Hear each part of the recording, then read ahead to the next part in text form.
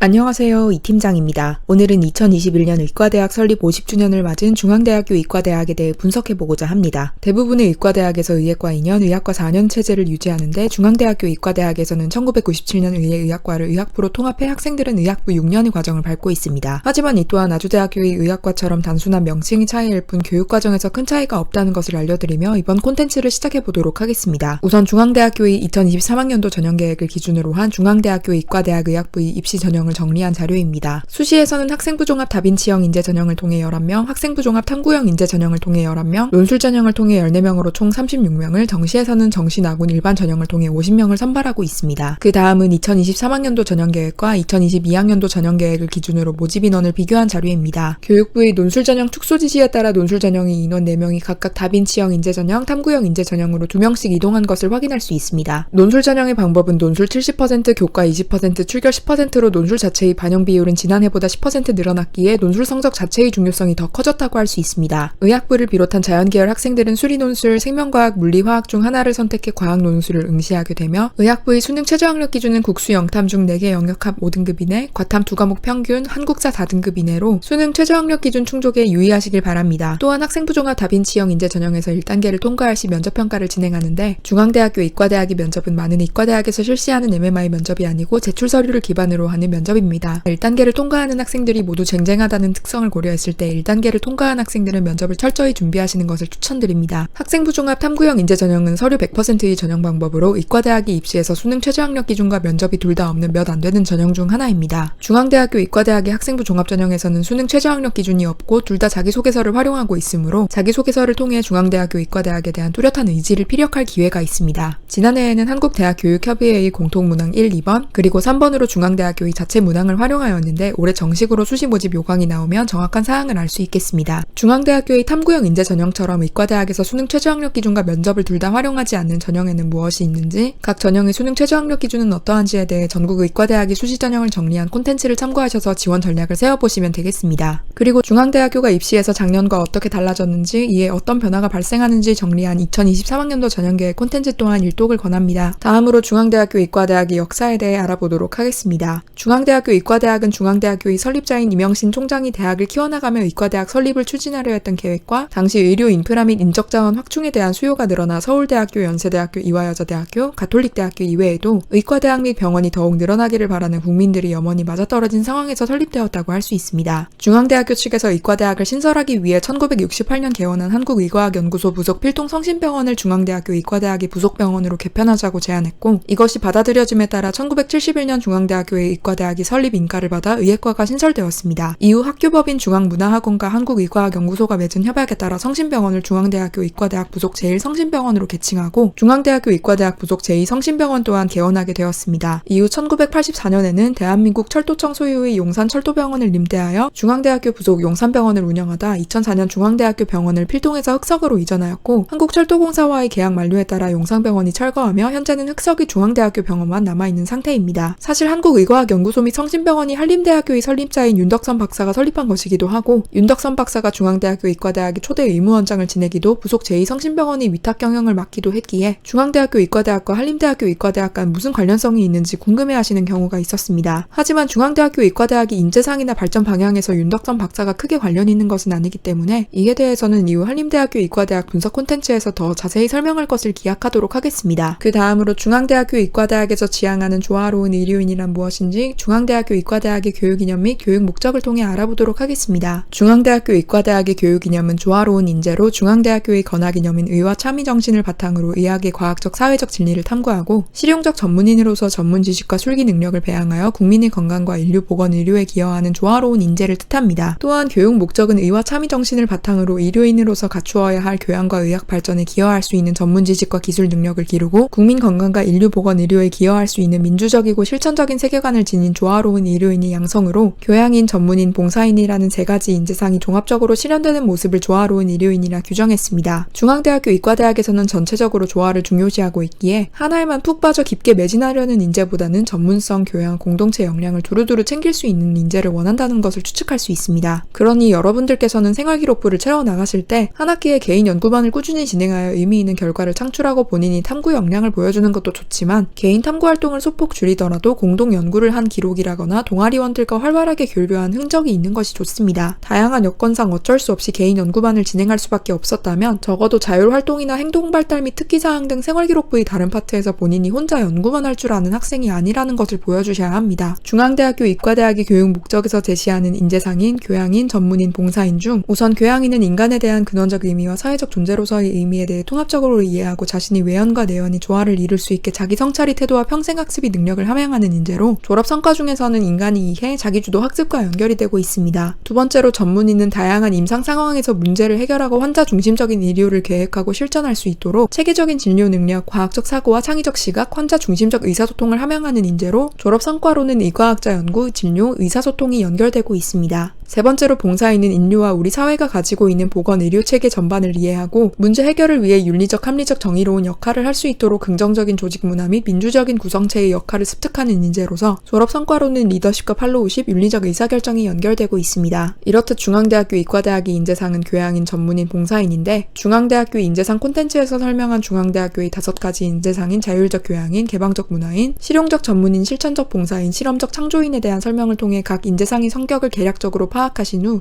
의과대학에서는 어떠한 측면을 더 강조할 수 있을지 고민해 보시기 바랍니다. 각 인재상을 분석한 후에 인재상과 졸업 성과를 참고해 생활기록부의 탐구활동을 설계하는 방법에 대해서는 이 팀장이 지난 콘텐츠를 통해 몇 번 설명하였으니 이를 읽어보시길 바라고 오늘은 중앙대학교 의과대학만의 특징에 더 집중해 보도록 하겠습니다. 중앙대학교 의과대학만의 특징을 소개하기 전에 중앙대학교 의과대학의 비전을 확인해 보면 첫 번째는 생명 중심이 따뜻한 마음, 두 번째로는 환자 중심, 근거 중심의 진료, 창의적 연구, 환자 안전을 위한 열린 소통, 세 번째로 공동체 중심의 의료 정의 실천이 있는데 이 비전 각각은 아까 언급한 의과대학의 3가지 인재상, 즉 내면과 외면의 조화를 이루는 교양인, 환자, 동료와 조화를 이루는 전문인, 인류와 사회 안에서 조화를 이루는 봉사인과 대응되는 것을 확인할 수 있습니다. 그렇다면 중앙대학교 의과대학에서 강조하는 사항은 무엇인지 어떤 측면을 어필하면 좋을지 이 팀장이 나름대로 정리해 보도록 하겠습니다. 첫 번째로 환자 중심 의료가 있습니다. 앞서 중앙대학교 의과대학의 사명이나 인재상에서의 모든 생명이 건강하고 행복한 세상으로 가는 길, 생명 중심이 따뜻한 마음, 더 직접적으로 환자 중심 진료, 환자 안전을 위한 열린 소통 등의 표현을 통해 중앙대학교 의과대학에서는 환자 중심의 의료를 지향한다는 것을 파악할 수 있습니다. 실제로 중앙대학교 병원은 2007년부터 꾸준히 환자의 만족도를 조사해 그 결과를 공유하고 문제점을 개선해 나갔으며 환자가 퇴원한 후에도 담당 간호사가 직접 전화해 환자의 상황을 확인하는 해피콜 서비스도 진행하는 등 환자를 위한 꾸준한 노력을 기울이고 있습니다. 그래서 보건복지부와 건강보험심사평가원이 의료 서비스 환자 경험 평가, 즉 환자가 얼마나 병원에 만족하는지를 판단하는 평가에서 총 6개 영역 중 5개 영역에서 중앙대학교 병원이 전국 1위를 차지하기도 했습니다. 이러한 측면에서 중앙대학교 의과대학을 지망하는 여러분들께서는 환자를 위한 의료는 어떻게 실천할 수 있을까에 대해 스스로 생각해 보시면 됩니다. 중앙대학교 의료원에서는 병원이 존재 목표 및 중심은 환자라고 천명하며 환자를 중심으로 병원이 모든 프로세스가 흘러갈 것을 주장하였습니다. 그렇다면 예를 들어 현재의 병원에서 진료 프로세스는 어떠하며 병원이 편의를 위한 시스템이 환자의 진료에 지장을 주지는 않는지, 환자를 위한 최적의 시스템은 어떻게 구축할 수 있을지, 또 현재 병원이 입원실을 비롯한 의료 공간은 어떻게 개선할 수 있을 것인지 심도 있는 탐구를 진행할 수도 있겠습니다. 또 환자가 평소 어떤 생활 습관을 가지고 있는지, 유전적으로 어떤 취약성을 가지고 있는지 등 환자의 개인적인 데이터에 따라 똑같은 증상을 보여도 진단명은 충분히 달라질 소지가 있기에 단순히 환자의 증상이 일정 수준 이상으로 특정 질병과 일치하여 해당 질병을 가지고 있을 것으로 간주하고 그에 맞는 진단 및 처방을 일률적으로 내리는 접근보다는 환자를 위해 증상과 관련이 있을 만한 이야기를 진심으로 듣고자 하는 태도가 중요하다고 할 수 있습니다. 이에 의료진에게 소통 역량은 더욱 강조된다고 할 수 있고요. 진정한 공감을 의료 현장에서 어떠한 방향성으로 실천할 수 있을지 고민할 수도 있겠습니다. 두 번째인 스마트 헬스케어 서비스는 중앙대학교 의료원에서 올해 3월 머지않아 개원할 중앙대학교 광명병원과 연관됩니다. 중앙대학교 광명병원은 스마트 병원을 목표로 인공지능, 빅데이터, IoT 등 모든 신기술을 최대한 적용해 환자와 의료진의 편의를 도모할 계획에 있습니다. 앞서 말한 환자 중심 개인이 특성을 고려하는 진료를 위해 스마트 헬스케어는 적극적인 해결책이 될 수 있다는 점에서 이 또한 주목할 만합니다. 이 팀장이 지도했던 학생은 웨어러블 기기가 생명을 살렸던 해외 사례를 들어 요양원 등의 시설에 웨어러블이 보편화되어야 한다고 주장하기도 했고, 노인들이 특성을 고려해 손목 부착형 이외에도 벨트형 등의 다양한 웨어러블 기기를 활용해 걸음걸이를 통한 뇌질환, 관절 질환의 가능성을 예측해볼 수 있다는 가능성을 제시하기도 했습니다. 추가적으로 웨어러블 센서에 대한 논문을 탐독한 학생도 떠오르고요. 세 번째로 따뜻한 나눔이 있습니다. 의술이 기본적으로 베푸는 행위이며 중앙대학교 의과대학에서 특히 생명 중심이 따뜻한 마음을 지향하기 때문에 여러분들은 의료진으로서 환자를 어떻게 보듬을 수 있을지나 사회 공헌에 대해, 즉 인재상 중에서는 봉사인과 관련한 면도 간과하셔서는 안 됩니다. 2024학년도부터 학교에서의 봉사 실적만 반영되는데 학교에 의료 관련 봉사가 없다고 불안을 표하는 학생 및 학부모님들이 계셔서 들어서 말씀을 드리자면 꼭 원어민 선생님이나 자매결연 학교의 학생들과 꾸준히 교류하고 해외 봉사를 다녀와야만 학생의 글로벌 역량이 충만하다고 판단하지는 않듯 직접적인 인류 봉사가 있어야만 하는 것은 아닙니다. 더군다나 2024학년도부터 대입 반영 사항이 변경되는 것은 대학에서도 알고 있으니 말입니다. 요양원 봉사를 통해 노인내과로 관심을 구체화한 학생도 있었고 지역 아동센터 봉사를 계기로 저소득층의 의료 지원 사업에 대해 탐구를 진행한 학생도 있었기에 여러분의 의과대학 진학 의지만 뚜렷하다면 가능성은 무궁무진하니 너무 걱정하지는 마시기 바랍니다. 핵심은 의료와 관련하여 여러분이 이웃에게 얼마나 따뜻한 마음을 나눌 수 있는가입니다. 마지막으로 중앙대학교에서 중앙대학교 광명병원을 개원할 예정이라고 말씀드렸는데 광명에는 보건소를 비롯한 공공의료기관이 많으나 이러한 기관은 인적 물적 자원이 대학 병원에 비해서는 충분하지 않은 편입니다. 따라서 중앙대학교 광명병원은 공공의료기관과 협력하여 지역이 보건정책을 수립하는 데 도움을 주는 등 지역 의료 협력 체계를 구축하여 지역민들이 보건 수준을 향상시키겠다는 목표를 가지고 있습니다. 따라서 이러한 사례를 통해 대학병원과 지역의 의료를 위해 어떻게 선순환 구조를 형성할 수 있는지 참고하며 중앙대학교 의과대학에서 지향하는 조화라는 가치에 대해 생각해 보시기 바랍니다. 이번 중앙대학교 의과대학 분석 콘텐츠가 도움이 되셨길 바라며 마무리하겠습니다. 감사합니다.